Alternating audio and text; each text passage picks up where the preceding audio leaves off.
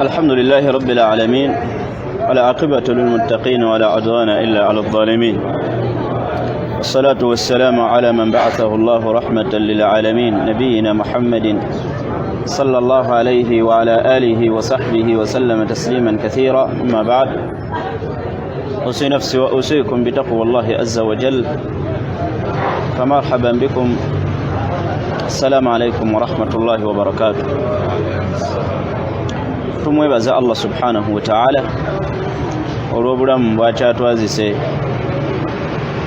obulamu bwatuwadde abangi ababuvuddemu nga batuuse oba nga tebatuuse ku kyengera kino, ekyengera oba oliawo kyetuteekateeka okugenda okuba nga tutuukiriza ibaada yaffe mu mpagi z'obusiraamu ennya oba empagi ey'okutaano.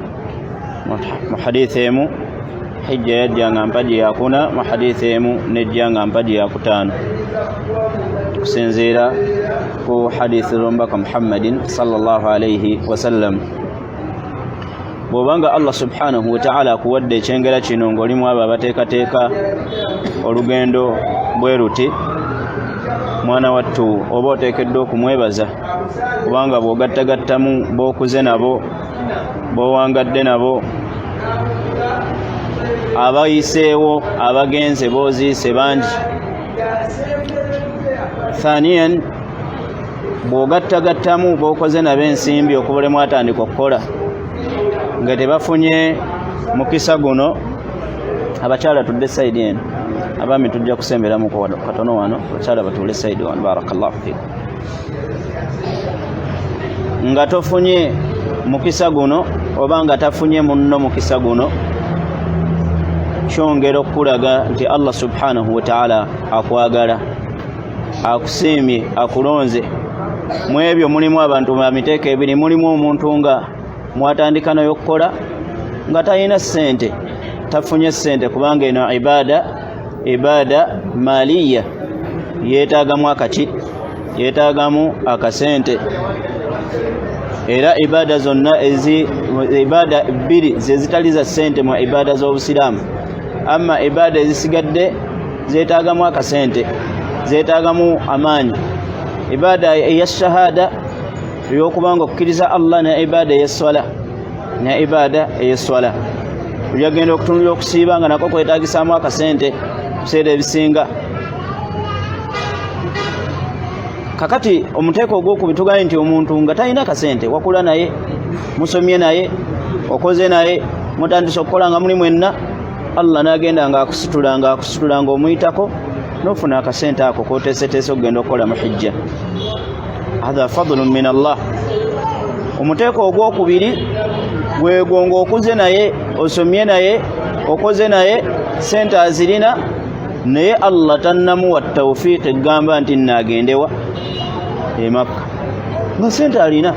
Abasiraamu bangi weebali, sente bazirina nga nnyingi, era nga bye bakoze bingi nnyo, balina amayumba mangi nnyo, balina ebyobugagga bingi nnyo, naye nga bw'omugamba munnaye teekateeka ogende e Makka, enniya agamba asseeka sinnafuna nniya, seeka gira olindamu, tubalina mikwano gyaffe nga tubamanyi, naye ng'omugamba nti munnaye waaligenze n'okola hijja. So omukisa ogwo n'atagukozesa, bangi omukisa ogwo bagufuna ne batagukozesa, ne bukeera ku makya nga omukisa gumuweddeko, nga ssente zikoze eki, nga ziweddewo, nga yeegomba abagenda ng'alinga atazikolanga ki, tazifunanga.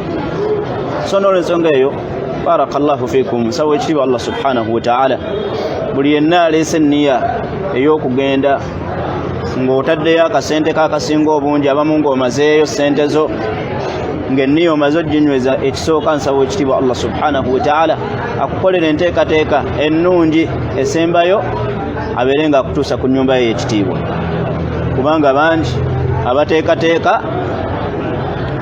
ne bakomaawo ku kisaawe entebe, bangi nga sitalwadde, nga sitalina kirala kyonna, n'akomaawo nga byonna bisasudde, ne bamugamba visa zikoze zitya, ziweddewo oba ne wabaawo ekizibu kyonna ekigwawo nabuga nti tokyagenze. Waliwo abahaji abagenda nga bavudde n'entebe ne bakoma e Nairobi nabagamba Saudi eggaddewo ejjidda tewakyali haji yenna akkirizibwa kulwaninga ku kisaawe kya Jidda. N'olw'ensonga eyo muddeeka bakoma Nairobi. So abalala oluusi alwala abadde amaze okusasula noga nti munnaye aji waffe gwe twadde tugenda naye mulwadde ali ku ccupa ali mu mbeera gy'alimu temusobozesa koleeta musobozesa kutambula. So nsaba ekitiibwa Allah subhanahu wa ta'ala buli yenna eyatadde enniya eyo naddala ffenna nga bwe tuli wano ne baganda baffe bonna abali gye bali, nsaba ekitiibwa Allah subhanahu wa ta'ala abakolere enteekateeka abatuuse ku nnyumba ye ey'ekitiibwa.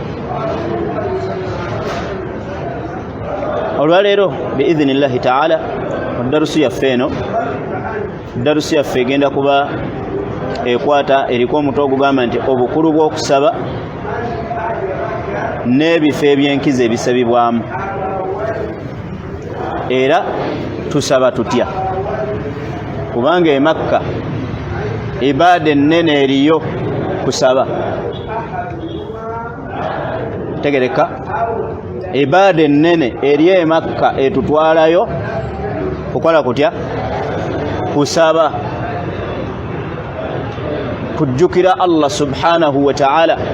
Bulaba mbaka Muhammadin sallallahu alayhi wa sallam yagamba nti tunayingireyo mu maaso, yagamba ebigambo yagamba nti innama ju'ila at-tawaf was-sa'i wa rama al-jamarat li iqamati dhikrillah. Era abantu bangi tebamanyi lwaki tukuba ebiwaji. Waliwo abagenzi e Makka omuntu tateekangayo birowoozo kumanya lwaki tukola ki, lwaki tukuba ebiwaji bye mulaba bahaji bakola ki, bakuba. Kategereka naye omubaka yatetunnyonnyola lwaki ebiwaji ebyo byateekebwawo bikubibwe ibaada. Mbaka yaga nti innama ju'ila at-tawaf, tawaafu eyo yateekebwawo okubanga twetoolola ennyumba eyo, was-sa'i n'okugenda Safa ne Marwa, n'ogenda Safa ne Marwa, kubanga ebyo ebikwata ku tawaafu n'ebya Safa eyo topiki ya Sheikh Milad biidhinillahi ta'ala mbiyita mbuyisi. Innama ju'ila as-safa, Sheikh ajja tunnyonnyola butya bwekola tawaafu tugitandika tutya, kubanga yatusuubiza ku gundi ejja leero biidhinillahi ta'ala bw'abazze ndowooza tugenda kutandikira ku kwambala ngoye biidhinillahi ta'ala. Kati awo tulyoke tumanye wawe tugenda naye. Wano mu hadithi eno sallallahu alaihi wasallam agandi tawaafu yateekebwawo n'okutambula baina Safa wal Marwa, wakati wa Safa nani ne Marwa. Ekyokusatu naga nti warama al-jamarat, n'okukanyugirira ebiki, ebiwaji, obuyinja, obuyinja, kubanga bwe tuba tubukanyugirira tetukanyuga bwe tuti ebyo yadde byaseeka Milad. Naye omuntu akwata, olaba omuntu nga bali eri mu kukanyuga ebiwaji n'akwata omukono n'agukola atya, n'agukola bw'ati, n'akubanga akuba ekinyonyi. Kategeeka bulungi. Bwe tuba tukuba ekiwaji tukwata akayinja tukakwata bwe tuti, bwe tuti, ne tukuba bwe tuti, arramyu bwe tuti, bwe tuti, bwe tuti.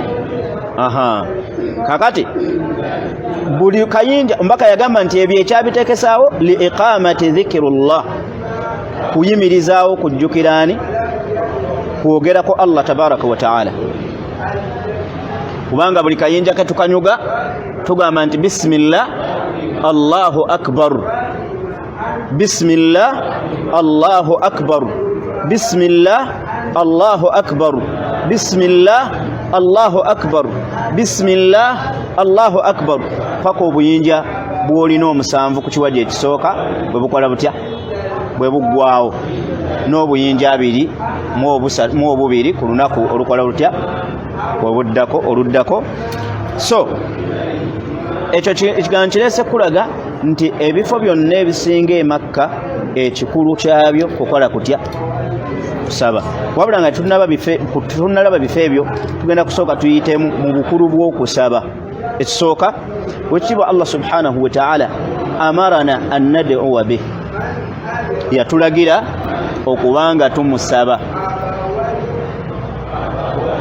Teeka yagamba nti ud'uuni astajibu lakum inna alladhina yastakbiruna an ibadati sayadkhuluna jahannama dakhirin.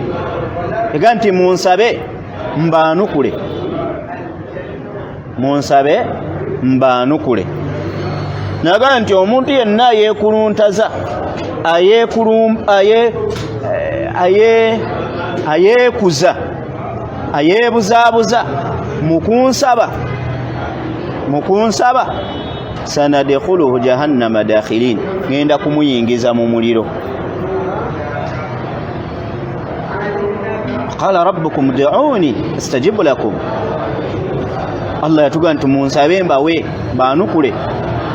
Mbaka sallallahu alaihi wasallam naga nti man lam yas'alillah yaghdhab alayhi, omuntu yenna atasaba Allah amunyigira.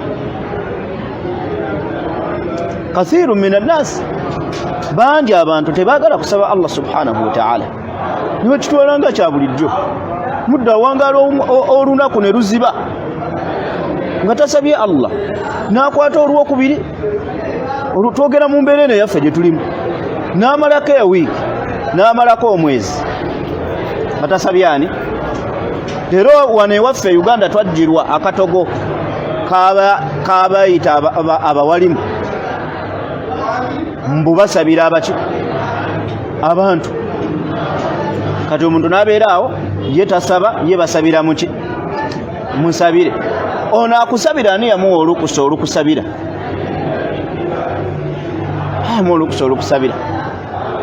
Era ove wano otambule ogende Kibuli, ogende Masaka, ogende Eruweero, ngenda wa Sekagundi kunnombera dduwa.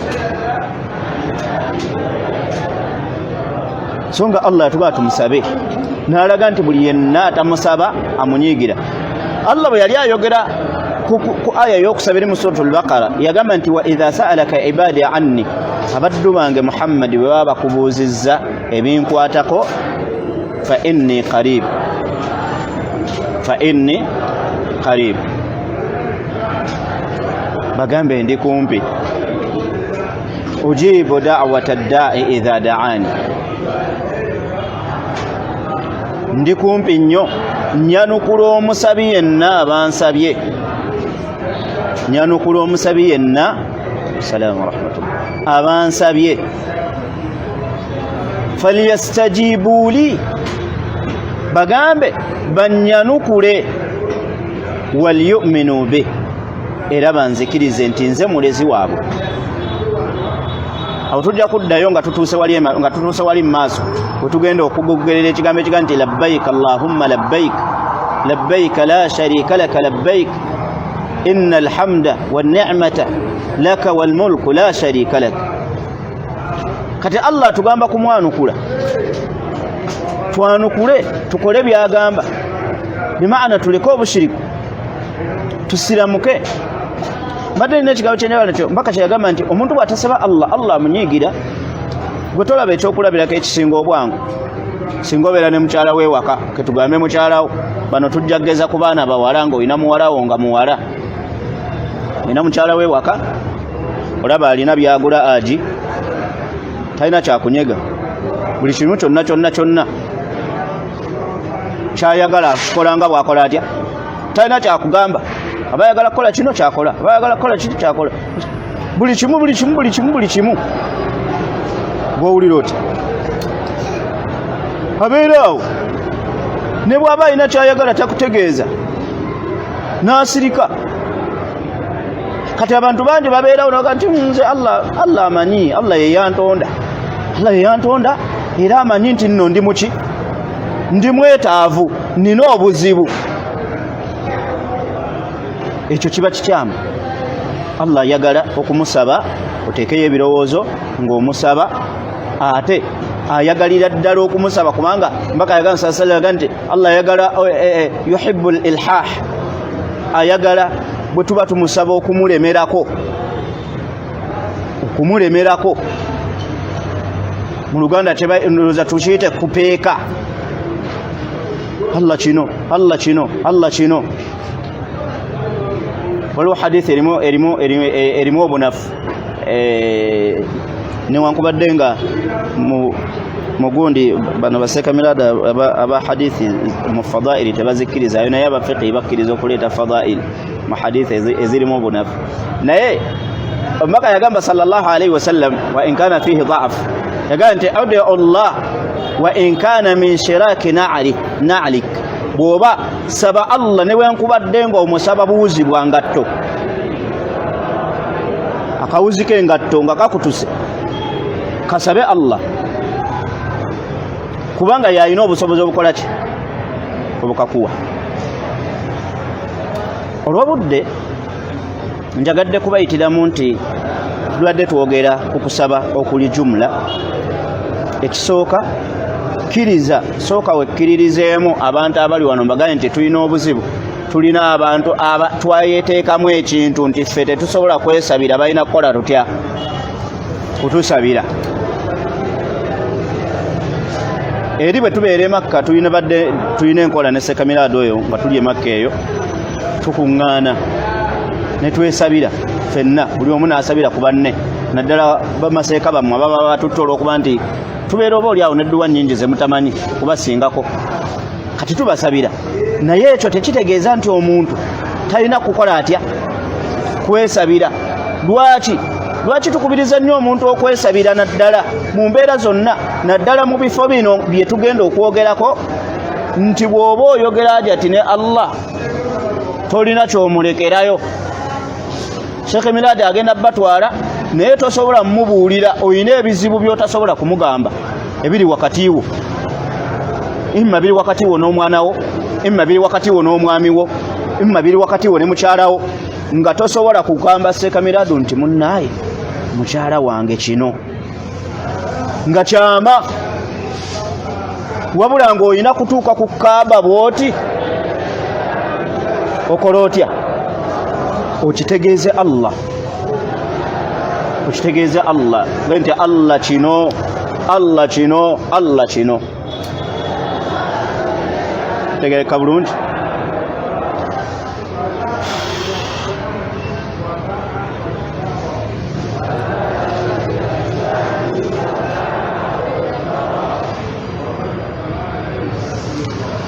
Thania nga tutunabeera kulaba bifo byetugenda kusabiramu, kikulu nnyo okusaba Allah subhanahu wa ta'ala ng'okakasizza nti bw'osaba.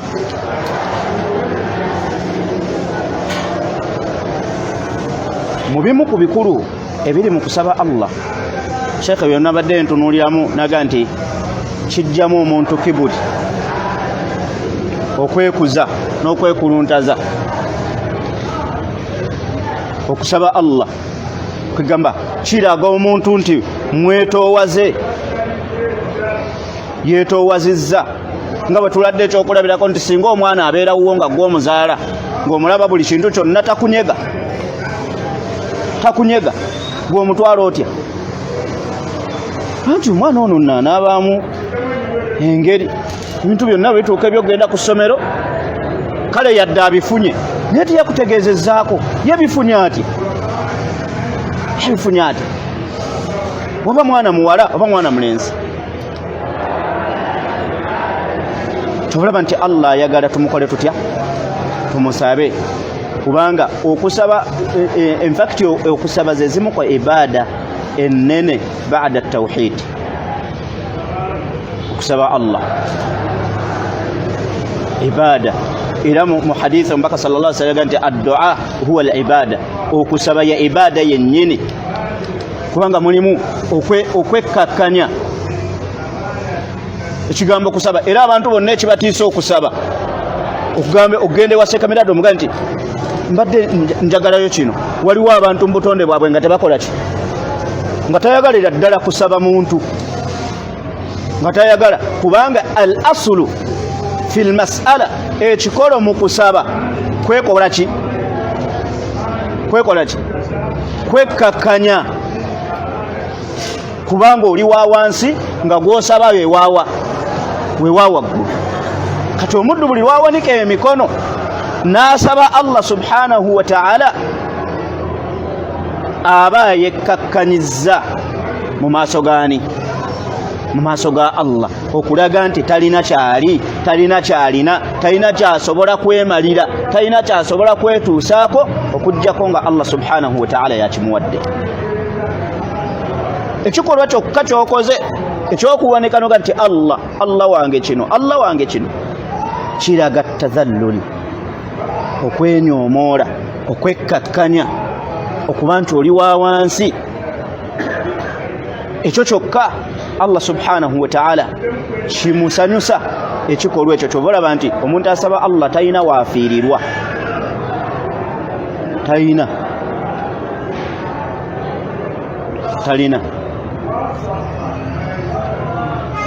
So n'olw'ensonga eyo, barakallahu fikum wa jazakumullahu khaira.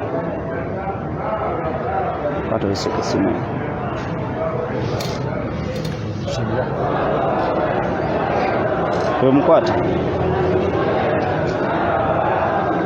tolina woofiirirwa, barakallahu fikum wa jazakumullahu khaira. Kategerekesa bulungi abitiibwa. Ekyokubiri, Allah subhanahu wa ta'ala bwe tuba tumusaba, Sulaimaani leka jati ayitekwao, bwe tuba tumusaba musabe mu lulimi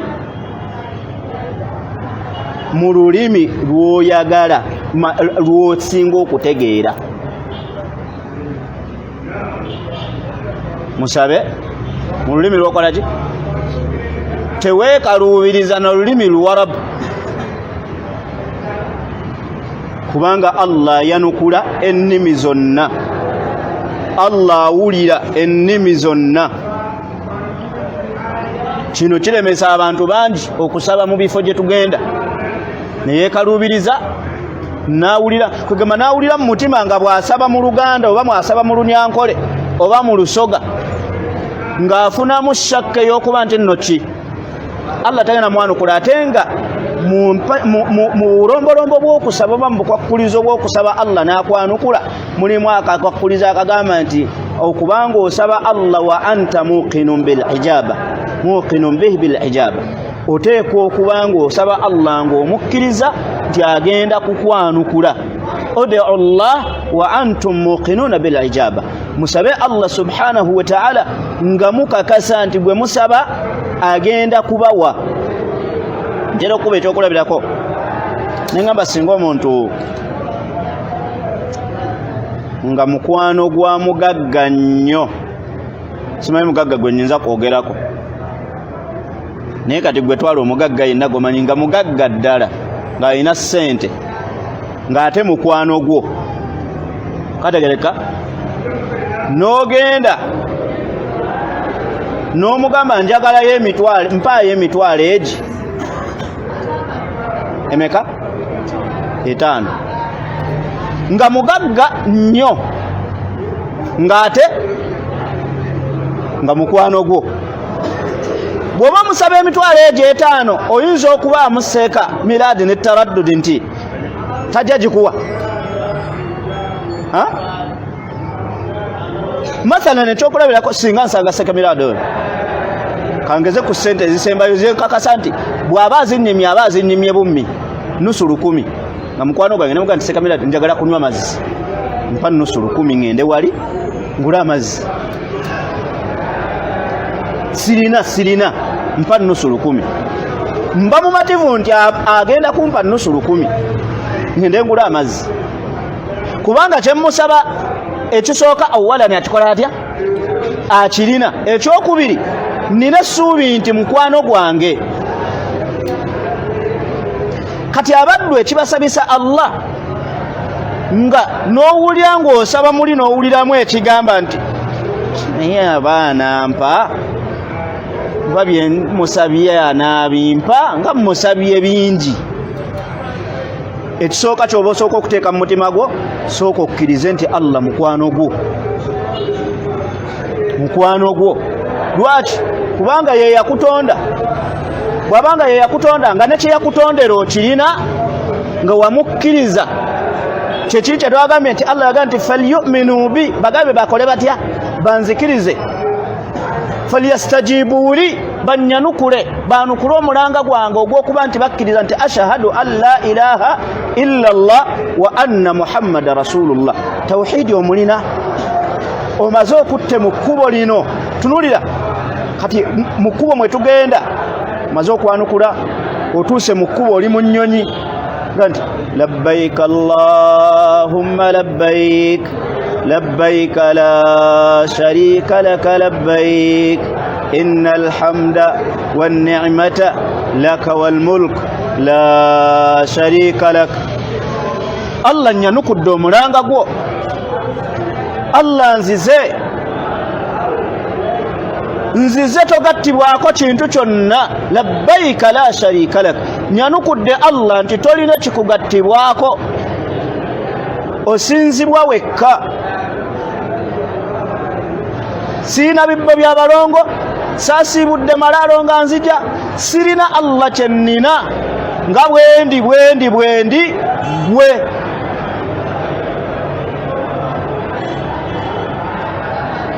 Tegereka n'omweyanjululiza Allah tolina koolina ng'omuntu bw'obeera ne mukwano gwo n'akweyanjululiza naga nti sirina kyenkulekeddeyo kamada, byonna mbikugambye ng'omanyi bw'osobola okunnyamba. mukwano gwo n'akulaga obuzibu bwe naye ng'obusobozi obumuyamba obukola ki bulina. Kati Allah talina mu bye tumusaba, talina kyatakola ki, talina kyatayina. Kati bw'oba omusaba ng'oli mu bifo bino, musabe ng'okakasa nti gw'osaba osaba Pulezidenti Museveni nga mukwano gwo, ng'omusaba kagaali, musaba kagaali, omusaba kapiki. Tunaye no walinguliddeyo ko kapiki nga gw'osaba mukwano gwo. Bino bibiri oteekwa obiteekako ebirowoozo.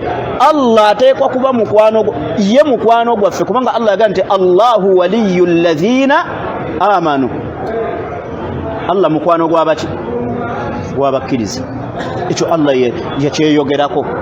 Kati gwe bw'oba oyagala okubeera mukwano gwa Allah, awalan labudda an tu'minu bih, gwe Allah mukkirize bukkiriza, la tushiriku bih, tomugattako.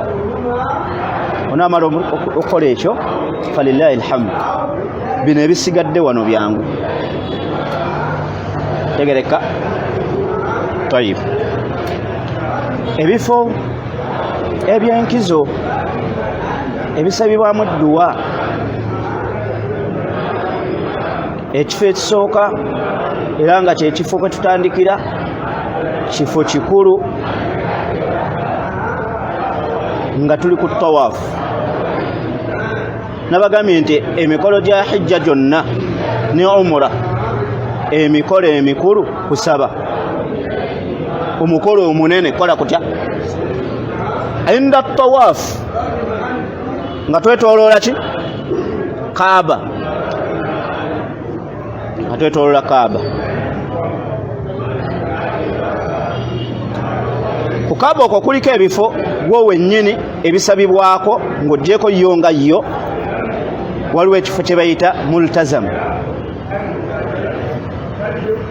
kiri wakati wa Hajarul Aswad ne omulyango gwa Kaaba.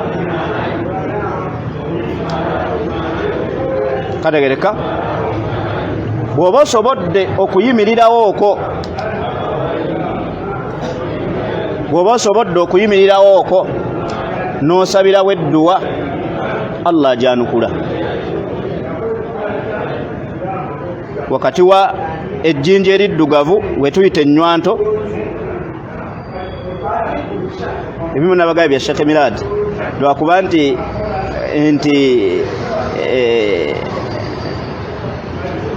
nalabye ennaku zino luli abantu babadde balwanira nnyo ku nnywanto, naye nalabye bazimbyewo, kati abantu tebakyasobola kutuukawo. Era nze nabadde nnina obuzibu bunene ku bantu bentwala ku tawaafu, nga bwe ntwala abantu ku tawaafu sibakkiriza genda mu nsindikagano eyo naddala nze ne Seekaani Walu Sadaati atera kubeera naye wano tuli naye wano nga tumala bazza wali ne tubannyonnyola obukulu bw'ennywanto tubannyonnyola n'emitawaana egikola gitya egiriyo naye alhamdulillah ndooza booli awo Sheikh Miladi ba ulama baatuula ne balaba nga emigaso gy'ennywanto gy'emitono okusinga emitawaana egikola ki egirimu kati nalabye bazimbyewo tewakyali asobola kukola tya kutuukawo tinagende aginywegere agende agikwateko wahakaza naye tugambye nti bw'oba oyitawo bw'oti bw'oba ofunye omukisa ogusobola okuyimirirawo okwo wakati waayo ne wakati w'oluggi lwaki lwa Kaaba wayitibwa multazamu n'oyimirirawo n'osabirawo edduwa ekifo ekyo olw'okuba kifunda kiba kirungi okusabirawo edduwa egatta ng'etya rabbana atina fi dduniya hasana wa fil akhirati hasana wa qina adhaban nar kategereka oba tosabyeyo gamba nti eyinza okuba eyo nga mpanvu ga nti allahumma inni as'aluka aljannata wa a'udhu bika minan nar kategerekese edduwa nga nfunda naye ng'ekola etya ng'egatta ebinene allahumma inni as'aluka aljannata wa a'udhu bika minan nar allah nkusaba ompe ejjana onkingiriza omuki wallahi teriyo kyabbeeyi kisinga ekyo tolaba nti omuntu osaba obulamu bw'edduniya bwonna kati ekyo kyolaba kirimu ebintu bingi kubanga Allah asobola okuggulirawo emiryango egikutuusa okuyingira ejjana kubajjukira mu miryango egiyingira ejjana mulimu egya ssente kati kyekyo omuntu ye bw'aba asaba ejjana talowooza nti mu kufuna ejjana muno mulimu okufuniramu ssente kubanga mulimu emirimu ng'ogikola ofuna ejjana ng'olina kukozesa ki ssente kati nekitegeeza ti singa Allah akuggulirawo ng'ogenda kubeera mbagenda okuyingira ejjana mu mbeera zonna ssente oba okola otya oba olina kati obwongo bwo tebuddukira eri sooka obuteeke wano kudduwa eyo bw'oba osomye eri lye tugambe nti rabbana atina fi dduniya hasana wa fil akhirati hasana wa qina adhaban nar gikwate waliwo edduwa nga zo tulina okuva wano nga tuzikutte infakiti eyo tugiddemu rabbana atina fi dduniya njagala mpulira amaloboozi rabbana atina fi dduniya hasana wa fil akhirati hasana wa qina adhaban nar rabbana atina fi dduniya hasana wa fil akhirati hasana wa qina adhaban nar funa akakalamu ogiwandiike obeere ng'ogiddiŋŋana ng'eyita ku lulimi lwo kubanga eyo kiri sunna edduwa eyo buli lwe tuba tumalako omulundi ogireeta we twatandikidde bwe tutuuka ku nsonda okuba Sheikh Miladi ndowooza mu nnaku ezijja oba tunaafunayo akabaawo kubanga nalabye nga oba oli awo kyetaagisa abantu abamu bakubirako Kaaba ndowooza bwe tunaaba tutuuse ku mbeera y'okwetooloola oba oli awo n'okubalaga butya we tutandikira ne we tukoma kijja kwetaagisa okuba haramu kabaawo n'okubalaga we tuyitira biidhinillahi taala kati ku nsonda ezo ennya z'olaba Kaaba erina ensonda mmeka? Nnya. Kati eno ensonda eriko Hajar al-Aswad we tutandikira bwe tugenda bwetu ne twetoola ne tudda ku nsonda eyo eddirira eno gwe tutandikidde kasita tutuuka ku nsonda bagiyita Rukunul Yaman ensonda eya sayidi eri kategerekese ensonda eddirira we watandikidde egatta ku eno gye watandikiddeko kasita ogituukako bw'oti oga nti rabbana atina fi dduniya hasana wa fil akhirati hasana wa qina adhaban nar wano mu kwetooloola Kaaba biki ebikolebwawo kusoma buli dduwa gy'omanyi na buli zikiri gy'omanyi ne Qur'ani kubanga oli ajja kubuuza nti tukolera kyawo bwe tuba twetolola tuba tukola ki tuba tusaba dduwa ajati tuba tusaba dduwa mu lulimi lw'omanyi bw'osaba buli kyojjukidde ky'osaba mu kwetooloola teweerabira kusabira baana bo zimu ku nsobi ennene ezikolebwa abaddu twerabira abaana baffe ati oba olaba nti sekamirado olwaleero tunuulira abasiraamu be tulina ng'abaana baffe tebatufaanana. Lwaki abaana baffe tebatufaanana? Taata ayagala eddiini, maama ayagala eddiini, abaana tebajagala. Haji sibe kiri? Abaana tebajagala. Naye kathiru min al-aba bangi mu bazadde bataata b'abaana nga kizibu okutwala obudde n'awanika emikono asabire ku baki ku baana be. Rabbana hab lana min azwajina wa dhurriyyatina qurrata a'yun waj'alna lil muttaqina imama. Rabbi ij'alni muqima as-salah wa min dhurriyyati. Eyeddwa yemu ku ddwa omuntu zaateekeddwa obuteerabira nga ali Makka. Dua ya Nabbi Ibrahim alayhi salatu wassalam, Rabbi ja'alni muqima as-salah wa min dhurriyyati. Ay Allah nkusaba onteeke mu basaaze n'ezzadde lyange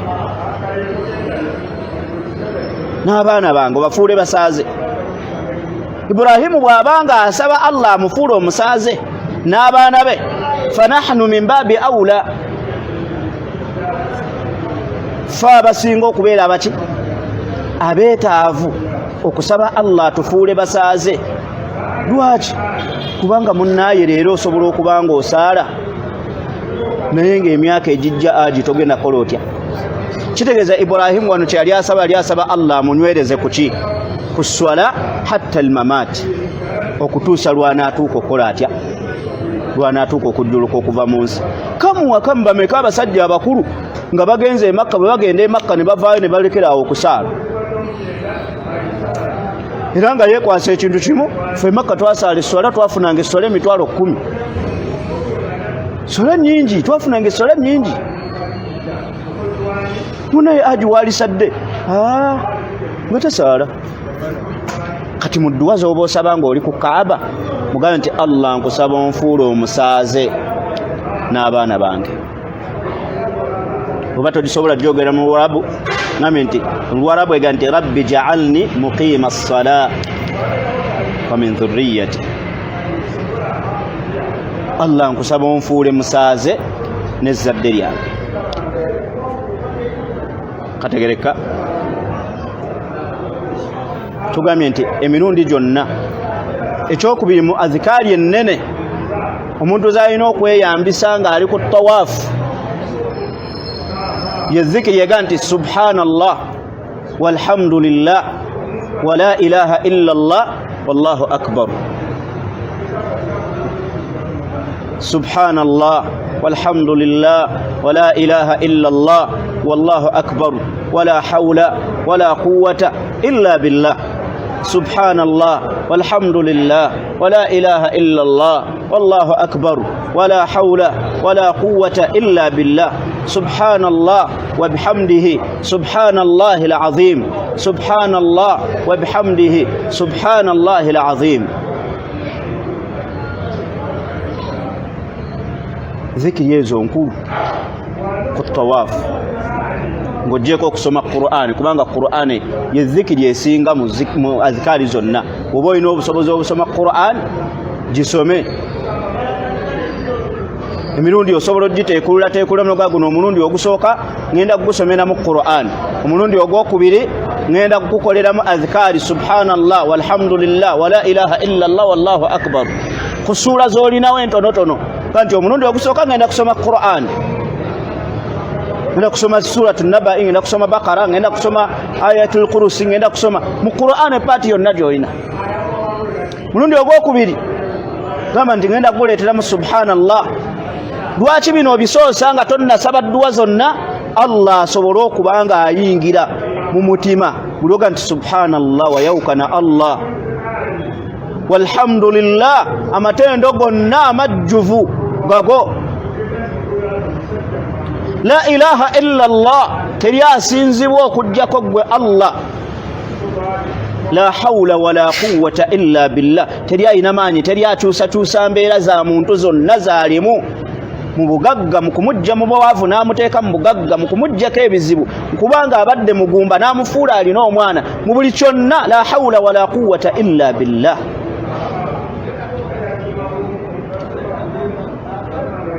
Allahu akbar Allah gwosinga byonna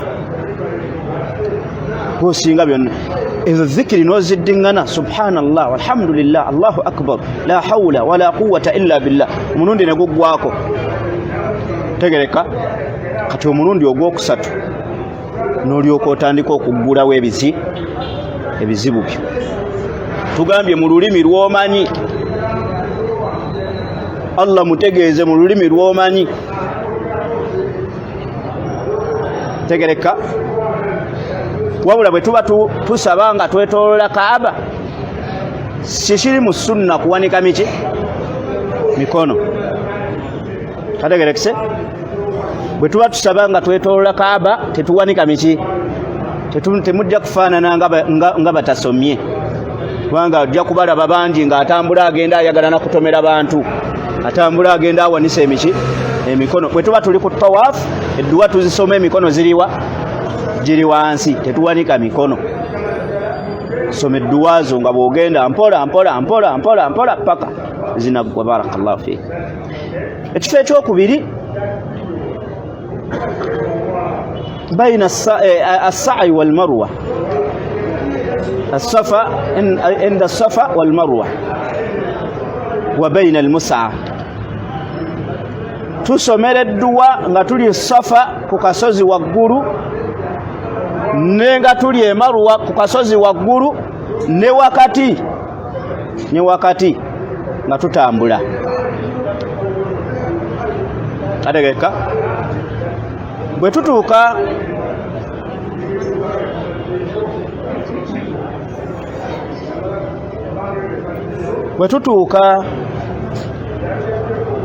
Safa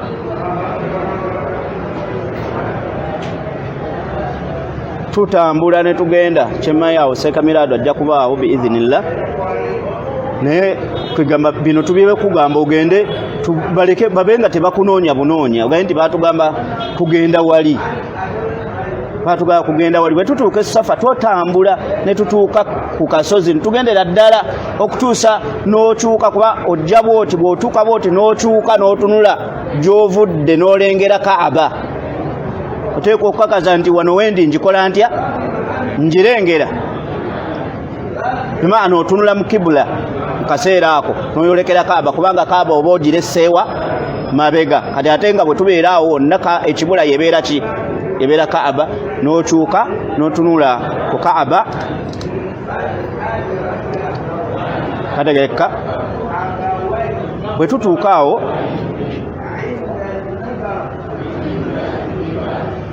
tusomerawo edduwa eno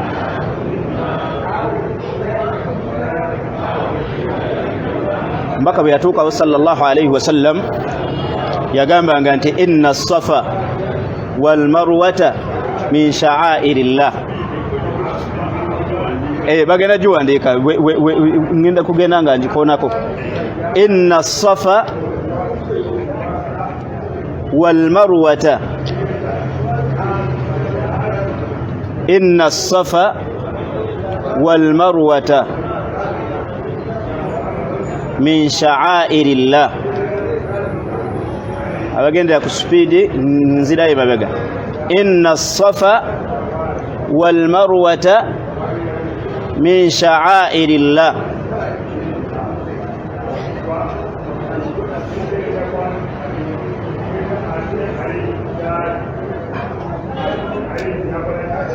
إن الصفا والمروة من شعائر الله فمن حج البيت أو اعتمر فمن حج البيت أو اعتمر فلا جناح عليه أن يطوف بهما إن الصفا والمروة من شعائر الله فمن حج البيت أو اعتمر فلا جناح عليه أن يطوف بهما ومن تطوع خيرا فإن الله شاكر عليم. iyo aya man yokusoma Qur'an mweri mu Qur'an Suratul Baqara seka mirado atukabeleka namba yayo tujiwandike biidhnillahi ta'ala. inna as-safa wal marwata min sha'airillah faman hajja al-bayta seka mirado mpeko kusimia ngeye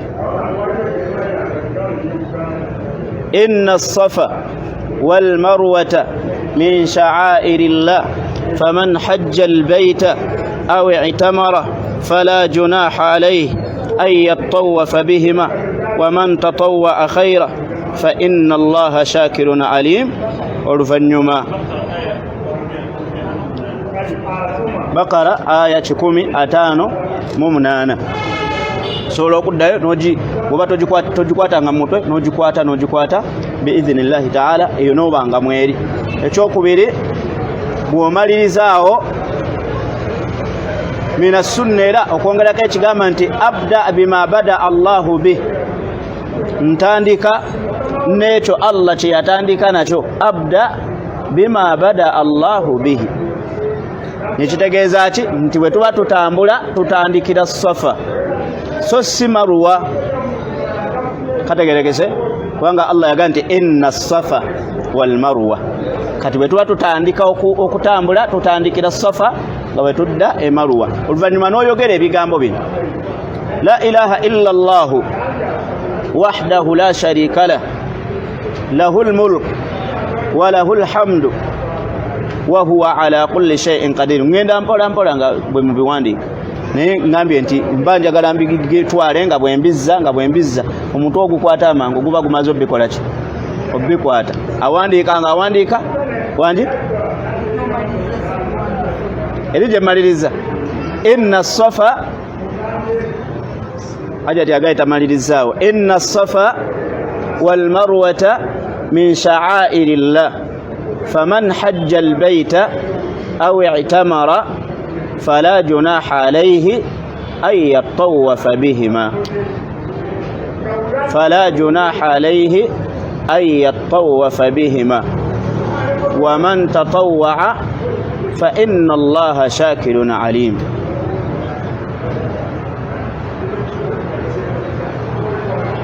مالي الزاجات زلم ومن تطوع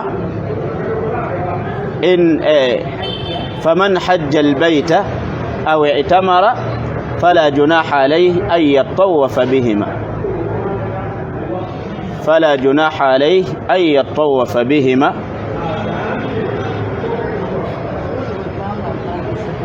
وانجي ngabifu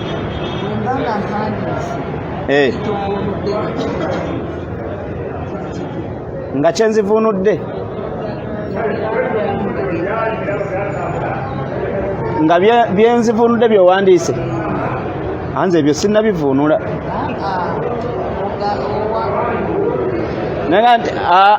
kiti kyeŋŋambye nti abda bima bada Allahu bintandika ne Allah kyeyatandika nakyo ekyo kirala mbadde nzivunula kirala kino ebaleka n'abalala tebakiwandiise kiga nti abda bima bada Allahu bi ntandika n'ekyo Allah namaji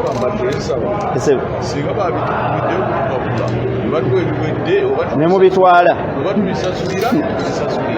insha Allahu ta'ala aji alina kyasabye nsaba Allah nkolere enteekateeka insha Allah ebyetaagiso kuwandiika tujja kubiwandiika tubibawe biidhnillahi ta'ala. Nsaba Allah nkolere enteekateeka ku Sunday nja kusala amagezi edduwezi ezimu ezirimu zikiri tuziwandiike tuzibawe insha Allah ta'ala wiki ejja insha Allah. Tayib wanje wiki ejja eri wala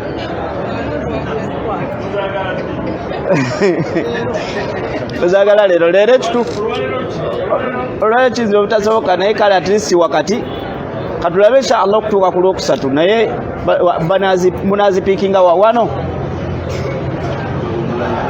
naam ku ssimu sekemirad inshallah tugenda kulaba inshallah tugenda kikola kuba abamu bagamba tukiwandiike tusobola ziwandiika ku ssimu ne tuziteeka ku mukutu okola te waliwo abagamba nti tuziteeke ku mukutu kati ate muzeeyi yaga nti ayagala lupapula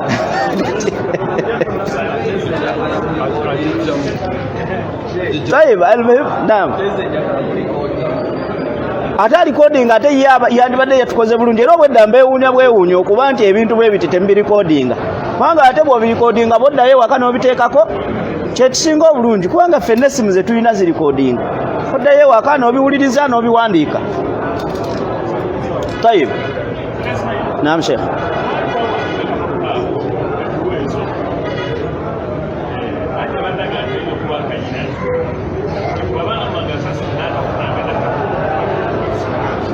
insha Allah taala sawa Allah tuanguize kwanza zenina zina naye ziri mu Luwarabu lwokka abasobola okusoma Luwarabu tusobola zibawo naye nga zeetaaga Luganda Luwarabu so barakallahu fik njagala kumaliriza ekigambo ekifo tubadde ku dduwa eyo ndowooza olw'okuba tugenda zifuna tugenda giyita mu buyisi tujja gyeyitiramu biidhinillah tugiddamu emirundi esatu la ilaha illa allahu wahdahu la sharika lah lahul mulku wa lahul hamd wa huwa ala kulli shay'in qadir la ilaha illa allahu wahdah anjaza wa'dah wa nasara 'abdah wa hazama al ahzaba wahdah emirundi emeka esatu bw'omaliriza edduwa eyo n'owanika emikono emikono n'osaba nga olwawo awo tugambya awo wotuwanike ne wali essaawa ya kwini ndowooza bwe bagijja oyimiridde wano n'ogirengera n'otandika okutambula okugenda gyekola ki gyeri naye omutima gwo bwe gutavaamu amaaso go bwe gatavaamu maziga manya omutima gwo guba gwakala kuhiba gyerina kategereka n'enjaka gyeyakamu waliwo omusiraamu yakiŋŋamba nsinnatuukawo nendowooza asaaga naye tosobola kugirabako n'otafuna olina ekintu ekisobola okukuyiikira bwe kiti n'olowooza oba obaddeko na shayatini zikuvuddeko n'owulira nga omubiri gwo gwonna nga gumera olutiko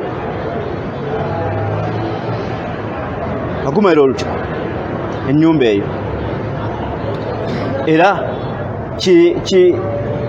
kyagalibwa bw'oba ogirabyeko okuleeta azikaari subhanallah la hawla wala quwwata illa billah waliwo azikaari edduwa gye balambika naye abamu abamanyi balaba nga eri dhaifu abamanyi abamu ne balaba nga hadithi eri mu hasan okuba nti osaba edduwa n'oga nti allahumma zid hadha albayt izzan wa sharaf wa hiba Allah tukusaba ennyumba eno ogyongere ekitiibwa n'okutiibwa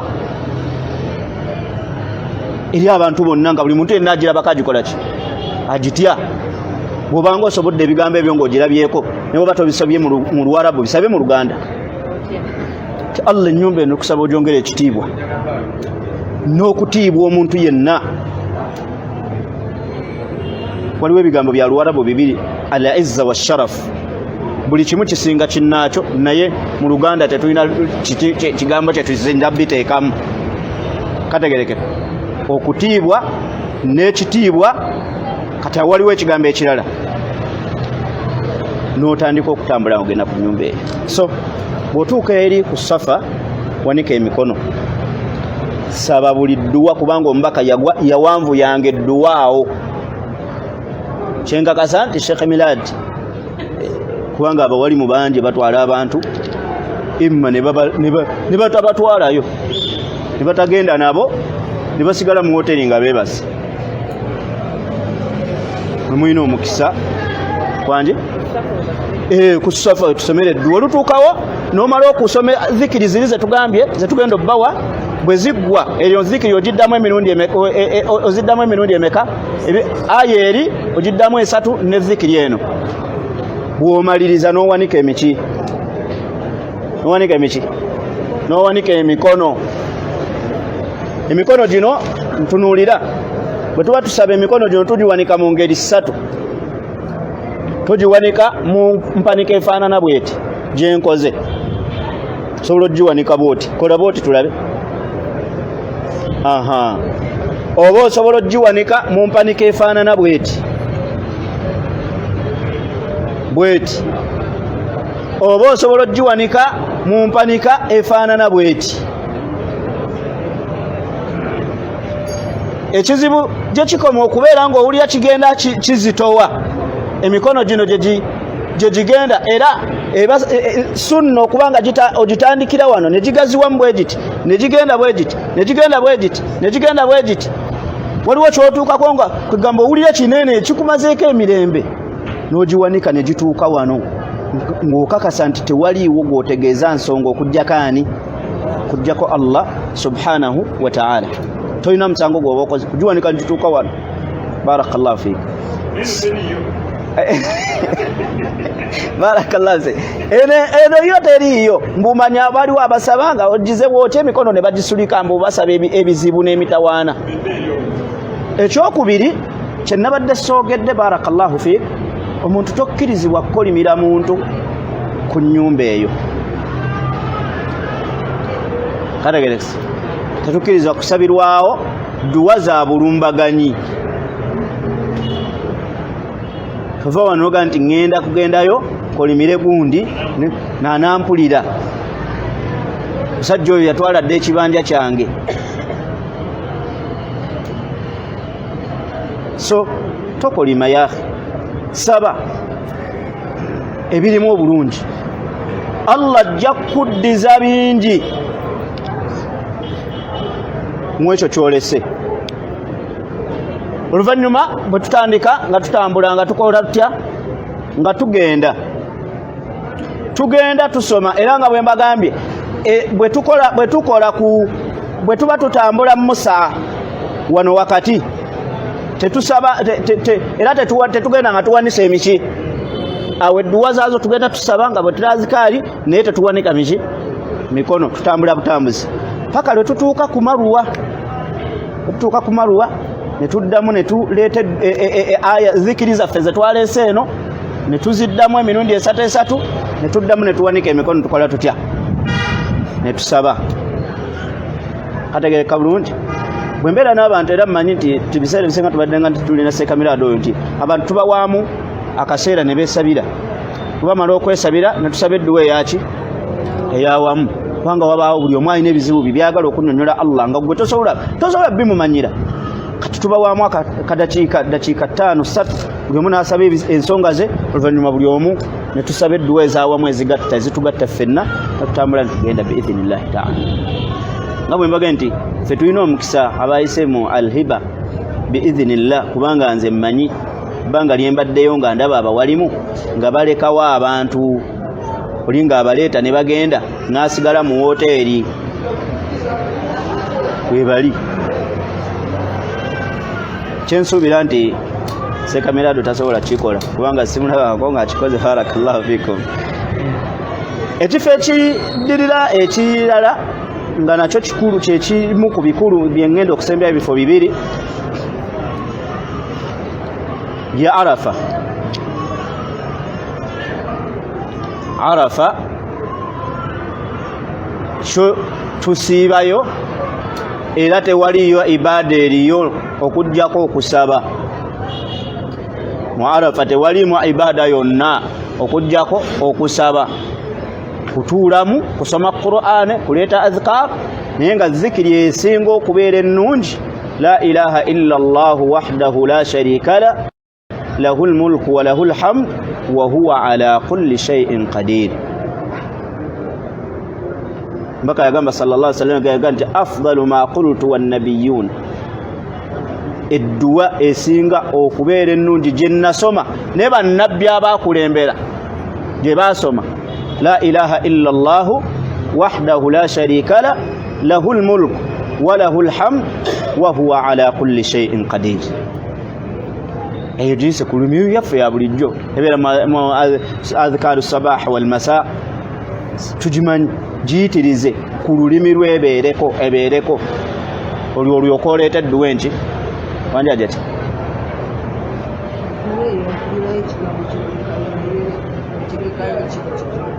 ekigamba la ilaha illa Allah yuhyi wa yumitu wa huwa ala kulli shay'in qadir. Bw'oba okitaddemu fa hasan, bw'oba okitaddemu edduwa erimu egundi ssatu ezitera okujja mu alfaadhi, naye bw'oba okyongeddemu nakyo tekina mutawaana mugundi ya arafa ganti la ilaha illa Allah wahdahu la sharika la lahul mulku wa lahul hamd yuhyi wa yumitu wa huwa ala kulli shay'in qadir.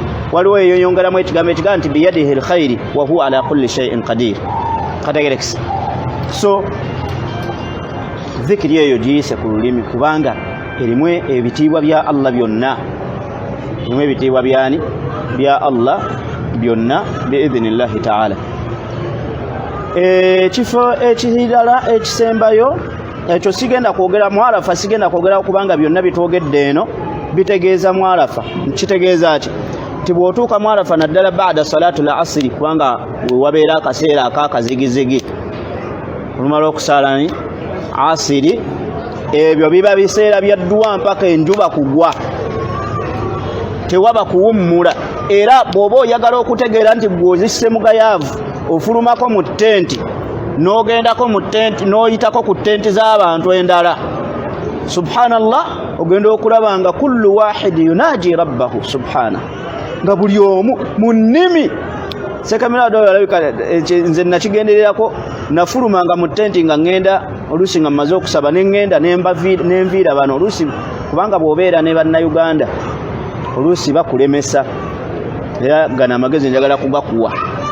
Bw'olaba nga akaseera ako nga katuuse, funa ekipapula kyo fuluma baviire viira banno, viira ajati munno, kubanga bw'obeera naye ajja kunyumikiriza emboozi, ajja kuwa emboozi, mutandika okunyumya byeno, mutandika okunyumya munnaye, ate bwe twali mu nnyonyi ate tugenda kuddayo, tugenda genda tutya, kagamba emboozi ekendeere mu kaseera ako, kye kikuyamba okuva ku munno. Naye nze bwe navanga nagendanga nnyo mu ttenti ezitali mu lulimi lwempulira, kinyamba okuba nti ono byaba ayogera sibiwulira, nange byengenda okulaajanira Allah wange naye tabikola atya, tabiwulira, ne bwe naayisaamu eddoboozi. Naye bwe natuukanga olusi simanyi mawanga ge twabangamu, naye wallahi ekisooka otegeera ekitiibwa kya Allah mu bimu ku byo. Otya ng'owulira omuntu ayogera olulimi lw'otamanyi, ng'olaba amaziga gamuvaamu, ng'abigamba Allah, ng'ate Allah gwe babigamba abiwulira. Ekintu ekyo kyannyongera nnyo okutegeera Allah, nnyo okutegeera nti Allah abaddu abali mu lusenyi luno mwonna mu nnimi ezisukka mu 100, ezisukka mu 100 zonna Allah aziwulira mu kaseera kano abaddu abamulaajanira. Yinga wakitiibwa nnyo Allah, kyokka nga buli omu asaba ekinene gwe kyewandibadde oga nti kinene ekitafaanagana na kya munne, naye nga byonna Allah subhanahu wa ta'ala agenda kubibawa abaddu be. So kaseera ka Arafa viira banno, kaseera ka asiri baviire, funa wodda kasooka kasanti wano wenda ze sisobola kubula we navudde, yolekera gy'olina okutunula osabe Allah subhanahu wa ta'ala. Musabe ng'oyimiridde, musabe ng'otudde, fukamira wansi, wowulira okooye yimirira. Eyo mu Arafa emikono gibaawa waggulu, wanika mikono nga bwe tugambye, oba ogiwanika mpaka eno bw'omanyi. Kategerekeka kikulu nnyo bw'oba osaba edduwa, nga bwe twagambye nti mu bimu ku biraga okusaba edduwa kwetoowaza kwegamba kwefuula nti oli wa wansi nnyo kugwokola ki kugwosaba kikulu nnyo okukulukusa ku maziga kyekola kyokka munnaye waliwo emitima ng'olina gukaka bukasi bwowulira guganye tegajja aji n'ogwa nti nedda mutima gwe nedda gukulukuse ku maziga kwegamba oyongere okuba nti oli munyomoofu wallahi otunuulira abaddu nga basajja bakulu basajja babirevu babitiibwa ng'obalaba amaziga gonna gabayiseemu bonna yenna kweganga omutunulira bwoti olaba takyafaananika ekiraga nti yeefudde waaki wa wansi kubanga bwe tuva mu Arafa eyo teweerabira ntwagambye kusama mu lulimi lwokola ki lwomanyi ngenda kumaliriza nga nkuwa ebyokulabirako mu Luganda insha Allahu taala ebifo ebisembayo oba ebiddirira ebisembayo ye Muzdalifa bwe tuva mu Arafa tugenda mu Muzdalifa naye wali Muzdalifa gye tusula siwe njagala wabula njagala ku Kiwaji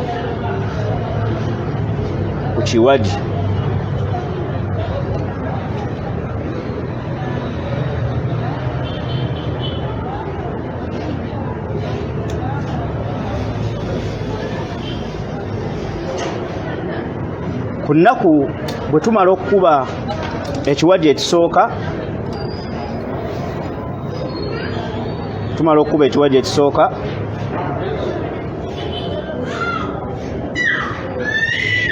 nga tutambula nga tuddayo wa Emina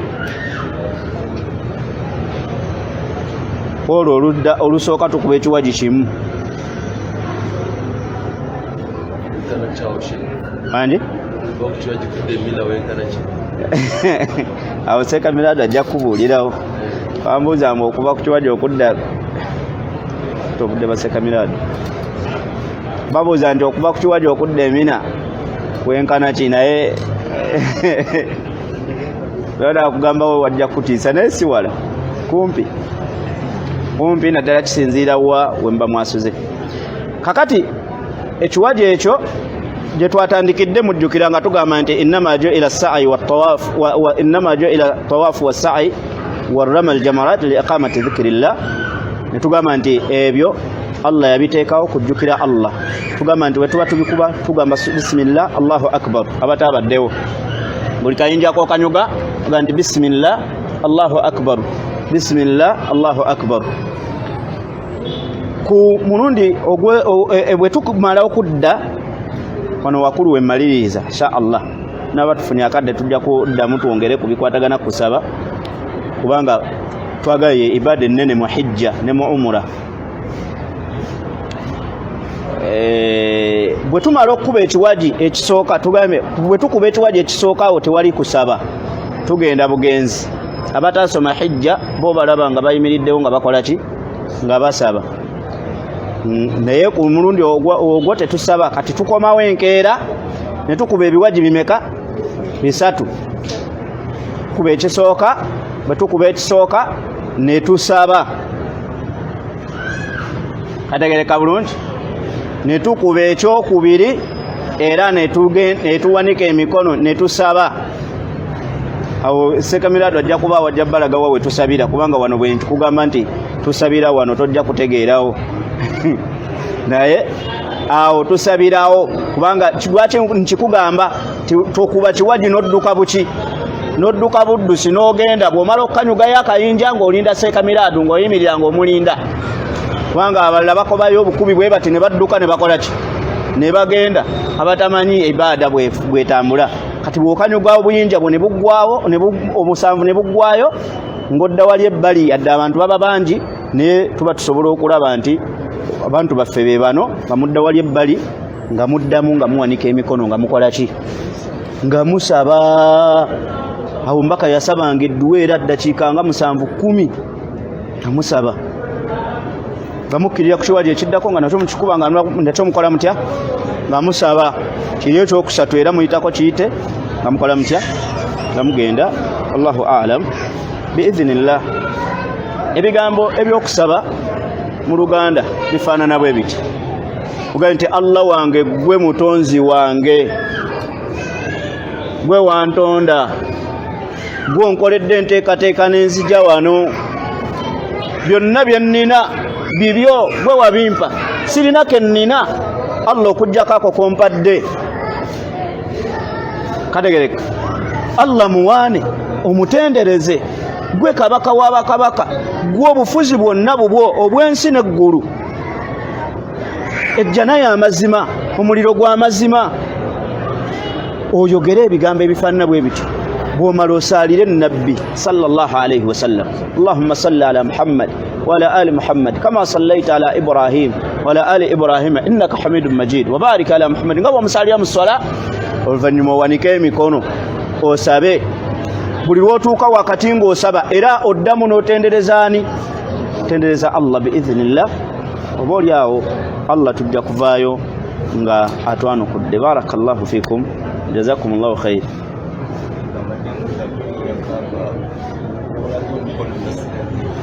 Ebyo bya Sekamirat. Barakallahu fikum, jazakumullahu khair. Abadde abuuza nti bwe twetolola Kaaba we tulaliza omukono nga talabyewo ebyo.